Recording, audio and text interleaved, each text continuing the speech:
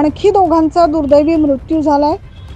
गेल्या 3 दिवसात या दोघांनाही पकडून 8 जणांचा दुर्दैवी मृत्यू झाल्याची दुःखद घटना समोर येते। पाहूया सविस्तर बातमी। अकोल्यातील SDRFची बोट उलटून 3 जवान हे बुडून मृत्युमुखी पडले।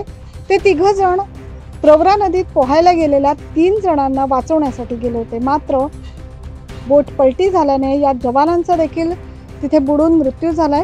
ही घटना ताजी असतानाच संगमनेर शहरालगत असणाऱ्या गंगामाई घाटावर 2 विद्यार्थी पोहण्यासाठी गेले असता त्यांचा पाण्यात बुडून दुर्दैवी मृत्यू झाल्याची घटना शुक्रवारी सायंकाळी घडली।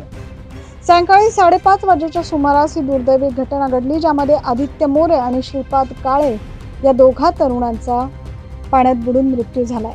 पाण्यात अवैध वाळूचा उपसा झाल्यामुळे पाण्याचा अंदाज न आल्याने हे दोघेही एका खोल खड्ड्यात बुडाले। त्यांच्या नाकातोंडात पाणी गेले आणि दोघांचा जागीच मृत्यू झाला अशी माहिती समोर आली आहे। आदित्य आणि श्रीपाद हे दोघे संगमनेर शहरातील एका नामांकित महाविद्यालयात शिक्षण घेत होते। शुक्रवारी कॉलेजच्या मित्रांसोबत एकत्रितपणे दुपारच्या वेळी घुलेवाडी परिसरात बसले असताना मित्रांनी मिळून प्रवरा नदीवर पोहायला जाण्याचा निर्णय घेतला। आपापल्या दुचाकीवरून गंगामाई घाटावर ते गेले आणि नदीमध्ये उड्या घेतल्या। यावेळी त्यांना पाण्याचा फारसा अंदाज आला नाही। आदित्य आणि श्रीपाद हे संथ गतीने असणाऱ्या एका खड्ड्याकडे गेले आणि त्या ठिकाणी खोल गर्तात सापडले।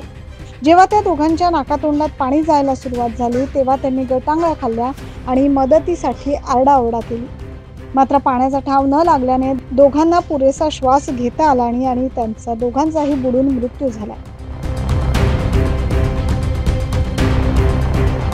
दरम्यान सध्या राज्यात तापमानात कमालीची वाढ होत आहे।